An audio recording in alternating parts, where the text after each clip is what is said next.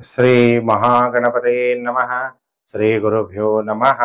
ಹರಿ ಓಂ. ಓಂ ನಮಃ ಶಿವಾಯ. ಓಂ ನಮಃ ಶಿವಾಯ. ಓಂ ನಮಃ ಶಿವಾಯ. ಪ್ರಿಯ ವೀಕ್ಷಕರೇ, ಜ್ಯೋತಿಷ್ಯ ಕಾರ್ಯಕ್ರಮಕ್ಕೆ ನಿಮಗೆಲ್ಲ ಹಾರ್ದಿಕ ಸ್ವಾಗತ.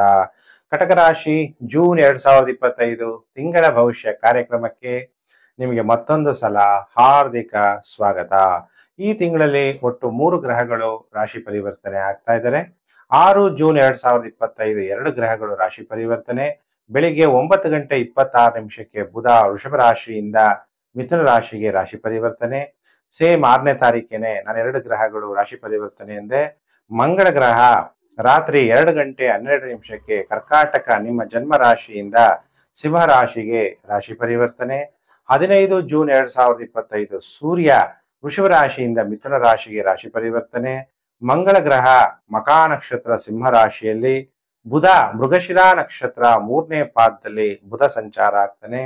ಇವೆಲ್ಲ ಗ್ರಹಗಳು ಮತ್ತು ನಕ್ಷತ್ರಗಳ ರಾಶಿ ಪರಿವರ್ತನೆಯಿಂದ ನಿಮ್ಮ ಮೇಲೆ ಏನು ಪ್ರಭಾವ ಬೀರುತ್ತೆ ಅನ್ನುವಂತಹ ವಿಷಯವನ್ನ ನಾನು ತಿಳಿಸ್ಕೊಡ್ತೀನಿ.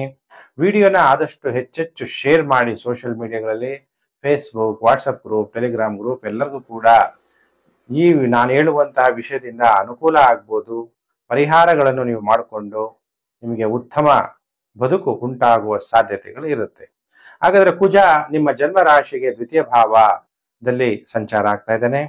ಅಂದ್ರೆ ಮಂಗಳ ಗ್ರಹ ನಿಮಗೆ ದಶಮಾಧಿಪತಿ ಮತ್ತು ಪಂಚಮಾಧಿಪತಿಯಾಗಿ ದ್ವಿತೀಯ ಭಾವದಲ್ಲಿ ಸಂಚಾರ ಆಗ್ಬೇಕಾದ್ರೆ ಮಾತೆ ಮುತ್ತು, ಮಾತೆ ಮೃತ್ಯು ಅಂತೀವಿ. ಹಾಗೆ ಮಾತಾಡಬೇಕಾದ್ರೆ ಬಹಳ ಜಾಗೃತೆಯಾಗಿರ್ಬೇಕು. ಮಾತು ಬಲ್ಲವನಿಗೆ ಜಗಳವಿಲ್ಲ, ಊಟ ಬಲ್ಲವನಿಗೆ ರೋಗವಿಲ್ಲ. ಇದನ್ನ ಅಂಡರ್ಲೈನ್ ಮಾಡ್ಕೊಳ್ಳಿ. ಆಹಾರ ಅತಿ ಹೆಚ್ಚಾಗಿ ಖಾರ ಪದಾರ್ಥಗಳನ್ನ ತಿನ್ಬೇಡಿ. ಆದಷ್ಟು ಸಾತ್ವಿಕ ಆಹಾರಗಳನ್ನ ಸೇವನೆ ಮಾಡಿ. ಯಾವುದೇ ಕೆಟ್ಟ ಆಹಾರಗಳನ್ನ ನೀವು ತಿನ್ನಬಾರ್ದು. ಮಾತಾಡಬೇಕಾದ್ರೆ ಯಾರಿಗೂ ಕೂಡ ಮನಸ್ಸಿಗೆ ನೋವಾಗದಂತೆ ಮಾತಾಡಬೇಕು. ಆಮೇಲೆ ಮಂಗಳ ಗ್ರಹ ಪಂಚಮ ಭಾವ ನಿಮ್ಮ ಜನ್ಮ ರಾಶಿಯಿಂದ 4ನೇ ಮನೆ ದೃಷ್ಟಿ ಪಂಚಮ ಭಾವನ ನೋಡೋದ್ರಿಂದ ನೀವು ಯಾವುದೇ ಒಂದು ಡಿಸಿಷನ್ ತಗೋಬೇಕಾದ್ರೆ ಬಹಳ ಯೋಚನೆ ಮಾಡಬೇಕು. ಬುದ್ಧಿ ಆತುರದಲ್ಲಿ ಇರೋ ಶೇರ್ಗಳನ್ನೆಲ್ಲ ಮಾರ್ಕೊಂಡ್ಬಿಡೋದು, ಸಡನ್ ಆಗಿ ಇನ್ವೆಸ್ಟ್ಮೆಂಟ್ ಮಾಡ್ಬಿಡೋದು, ನಾಳೆನೇ ಲಾಭ ಬಂದ್ಬಿಡುತ್ತೆ ಅನ್ಕೊಂಡ್ಬಿಡೋದು, ಆ ಥರ ಎಲ್ಲ ಮಾಡಬೇಡಿ.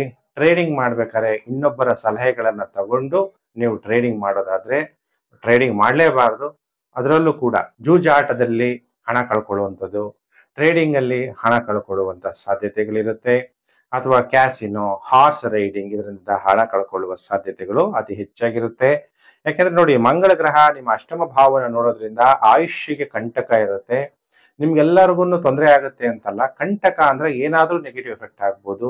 ವಾಹನಗಳ ನೀವು ಸ್ವಂತ ವಾಹನ ಡ್ರೈವ್ ಮಾಡ್ಬೋದು, ಬೇರೆಯವರ ವಾಹನಗಳನ್ನ ಡ್ರೈವ್ ಮಾಡ್ಬೋದು. ಆದ್ರೆ ನಿಮ್ ಬಗ್ಗೆ ನೀವೇ ಸ್ವಲ್ಪ ಜಾಗೃತೆಯಾಗಿ, ಟೈಮ್ ಚೆನ್ನಾಗಿಲ್ಲ ಅಂದಾಗ ಸ್ವಲ್ಪ ಹುಷಾರಾಗಿ ಇರ್ಬೇಕು. ಯಾಕೆ ನಿಮ್ಗೆ ಟೈಮ್ ಚೆನ್ನಾಗಿಲ್ಲ ಅಂತ ನಿಮ್ಗೆಲ್ಲ ಗೊತ್ತು. ಯಾರು ಕಂಟಿನ್ಯೂಷನ್ ಆಗಿ ನಮ್ಮ ಚಾನಲ್ ನೋಡ್ತಾ ಇದ್ದೀರಿ, ಗುರುಬಲ ಈಗ ಕಳ್ಕೊಂಡಿದ್ದೀರಾ ಅನ್ನುವಂಥ ವಿಷಯವನ್ನು ಕೂಡ ನಾನು ತಿಳಿಸ್ಕೊಡ್ತಾ, ಅದಕ್ಕೆ ಆಯುಷ್ ಭಾವವನ್ನ ರಾಹು ಮತ್ತು ಕುಜ ಅಂದಾಗ ಕೆಲವು ರೋಗಗಳು ಯಾವುದು ಅಂತ ಡಾಕ್ಟರ್ಗೆ ಪತ್ತೆ ಮಾಡಕ್ ಆಗದೆ ಇರುವಂತಹ ರೋಗಗಳಿಂದ ಬಳಲುವ ಸಾಧ್ಯತೆಗಳಿರುತ್ತೆ. ಮಂಗಳ ಗ್ರಹ ನಿಮ್ಮ ಭಾಗ್ಯ ಸ್ಥಾನವನ್ನು ನೋಡೋದ್ರಿಂದ ನಿಮಗೆ ದೇವರ ಮೇಲಿರುವಂತಹ ನಂಬಿಕೆ, ತಂದೆ ಮೇಲೆ ಅಸಮಾಧಾನ, ದೇವರು ಯಾಕಪ್ಪ ಇಷ್ಟೆಲ್ಲ ಕೈ ಮುಗಿತಾ ಇದ್ದೀನಿ, ಇಷ್ಟೆಲ್ಲ ಪ್ರಾರ್ಥನೆ ಮಾಡ್ತಾ ಇದ್ದೀನಿ, ನನಗೆ ಯಾಕೆ ಇಷ್ಟು ಕಷ್ಟ, ದೇವರೇ ಕಷ್ಟ ಕೊಟ್ಬಿಟ್ಟ ಅನ್ನೋ ತರ ನೀವು ಅನ್ಕೋಬಹುದು. ಆದ್ರೆ ಯಾರು ಕೂಡ ದೇವರು ನಮ್ಗೆ ಕಷ್ಟವನ್ನು ಕೊಡಲ್ಲ. ನಾವು ಮಾಡಿರುವಂತಹ ಕರ್ಮದಂತೆ ನಮ್ಗೆ ಫಲಗಳು ಪ್ರಾಪ್ತಿಯಾಗುತ್ತೆ. ನಾವು ದೇವ್ರನ್ನ ಪ್ರಾರ್ಥನೆ ಮಾಡಿದಾಗ ನಮ್ಗೆ ಮನಸ್ಸಿಗೆ ಸಮಾಧಾನ ಸಿಗುತ್ತೆ. ನಾವು ಮಾಡಿರುವಂತಹ ಕರ್ಮಗಳಿಗೆ ಹೇಗೆ ಅದರಿಂದ ಪಾರಾಗ್ಬೇಕು ಅನ್ನುವಂತಹ ಶಕ್ತಿ ದೇವ್ರು ಕೊಡ್ತಾನಷ್ಟೇ ಹೊರತು ದೇವ್ರನ್ನ ನೀವು ಯಾರು ಕೂಡ ಬ್ಲೇಮ್ ಮಾಡಬಾರ್ದು. ತಂದೆಗೂ ಕೂಡ ಅಪಮಾನವನ್ನ ಮಾಡಬಾರ್ದು. ದಶಮ ಭಾವದಲ್ಲಿ ಶುಕ್ರ ಸಂಚಾರ ಆಗ್ತಾ ಇರೋದ್ರಿಂದ, ಶುಕ್ರ ನಿಮ್ಗೆ ಲಾಭಾಧಿಪತಿ, ದಶಮ ಭಾವದಲ್ಲಿ ಸಂಚಾರ ಆಗ್ತಾ ಇರೋದ್ರಿಂದ ನಿಮ್ಮ ವೃತ್ತಿಯಿಂದ ನಿಮಗೆ ಲಾಭ ಬರಬೇಕು. ಆದ್ರೆ ಹೆಣ್ಮಕ್ಳು ಏನಾದ್ರು ವೃತ್ತಿನಲ್ಲಿ ಕೆಲಸ ಮಾಡ್ತಾ ಇರ್ತಾರೆ, ಅದರಲ್ಲೂ ನಿಮ್ಗಿಂತ ಬಾಸ್ ಅಥವಾ ಮ್ಯಾನೇಜರ್ ಲೆವೆಲ್ ಅಲ್ಲಿ ಸ್ತ್ರೀಯರಿದ್ರೆ ನೀವು ಅದನ್ನ ಹ್ಯಾಂಡಲ್ ಮಾಡ್ಬೇಕಾದ್ರೆ ತುಂಬಾ ಜಾಗೃತೆಯಾಗಿರ್ಬೇಕು. ಯಾಕಂದ್ರೆ ಸೂರ್ಯ ವ್ಯಯಭಾವದಲ್ಲಿ, ಬುಧ ವ್ಯಯಭಾವದಲ್ಲಿ ಸಂಚಾರ ಆಗ್ಬೇಕಾದ್ರೆ ಸರ್ಕಾರದ ಯಾವುದೇ ಕೆಲಸ ಕಾರ್ಯಗಳು ಆಗೋದಿಲ್ಲ. ಬಂಧುಗಳಿಂದನೇ ನಿಮ್ಗೆ ತೊಂದರೆಗಳು ಆಗುವ ಸಾಧ್ಯತೆ ಇದೆ. ಕಮ್ಯುನಿಕೇಶನ್ ಇಂಡಸ್ಟ್ರಿನಲ್ಲಿರೋರ್ಗೂ ಕೂಡ ಲೇ ಆಫ್ ಆಗ್ಬೋದು. ಉದ್ಯೋಗವನ್ನು ನೀವು ಕಳ್ಕೋಬಹುದು, ಅಥವಾ ಉದ್ಯೋಗ ಬೇರೆ ಕೆಲ್ಸಕ್ಕೆ ಹೋಗ್ಬೇಕು ಅಂತ ಕಷ್ಟಗಳ ಅನುಭವಿಸ್ಬೋದು. ಈ ತರ ಕೆಲವು ನೆಗೆಟಿವ್ ಎಫೆಕ್ಟ್ಗಳಿರುತ್ತೆ. ಹಾಗಾದ್ರೆ ಏನ್ ಗುರುಜಿ ಬರೀ ನೆಗೆಟಿವ್ ಹೇಳ್ತಾ ಇದ್ದೀರಾ, ಹಾಗಾದ್ರೆ ಕಟಕ ರಾಶಿಯವರಿಗೆ ಒಳ್ಳೆ ಫಲಗಳೇ ಇಲ್ವಾ ಈ ತಿಂಗಳು ಅಂತ ನಿಮ್ದೇನೋ ಪ್ರಶ್ನೆ ಇದ್ರೆ, ನಿಮ್ಗೆ ಪರಿಹಾರ ಅಂದ್ರೆ ಏನು? ಚೆನ್ನಾಗಿ ಮಾತಾಡ್ಬೇಕು, ಯಾರಿಗೂ ಕೂಡ ಮನಸ್ಸು ನೋವು ಮಾಡಬಾರ್ದು, ಅವಾಗ ನಿಮ್ಗೆ ಒಳ್ಳೆ ಫಲ ಪ್ರಾಪ್ತಿಯಾಗುತ್ತೆ. ಆಮೇಲೆ ಎಲ್ಲೋ ಒಂದ್ ಕಡೆ ಇನ್ವೆಸ್ಟ್ಮೆಂಟ್ ಮಾಡಬೇಕು, ಜೂಜಾಟ, ಟ್ರೇಡಿಂಗು ಇದನ್ನೆಲ್ಲ ಬಿಟ್ಬಿಡ್ಬೇಕು. ನಿಮ್ ಮನಸ್ಸನ್ನ ನೀವು ಕಂಟ್ರೋಲ್ ಮಾಡಬೇಕು ಅಂದ್ರೆ ಮೆಡಿಟೇಷನ್ ಮಾಡಬೇಕು. ಇವೆಲ್ಲ ಪರಿಹಾರಗಳನ್ನ ನೀವು ಮಾಡ್ಕೋಬೇಕು. ಯಾವಾಗ್ಲೂ ಕೂಡ ಹಳೆಯ ಆಲೋಚನೆಗಳನ್ನೇ ಮಾಡಬಾರ್ದು. ಮನಸ್ಸಿನಲ್ಲಿ ಯಾವಾಗ್ಲೂ ಕೂಡ ಏನ್ ನಡೆದೋಯ್ತು ಘಟನೆಗಳನ್ನ ಅದ್ರ ಬಗ್ಗೆನೇ ಚಿಂತೆ ಮಾಡಬಾರ್ದು. ಇವೆಲ್ಲ ಏನು ಆಗ್ಬಾರ್ದು. ನಿಮ್ಗೆ ಒಳ್ಳೇದಾಗ್ಬೇಕು ಅಂದ್ರೆ ಶಿವ, ಓಂ ನಮಃ ಶಿವಾಯ ಪಂಚಾಕ್ಷರಿ ಮಂತ್ರ ಶಿವನ್ ನೆನಪು ಮಾಡ್ತಾ ಶಿವನಿಗೆ ಗಂಗಾ ಜಲದಿಂದನಾದ್ರೂ ಅಭಿಷೇಕ ಮಾಡಿ ಒಳ್ಳೇದಾಗುತ್ತೆ.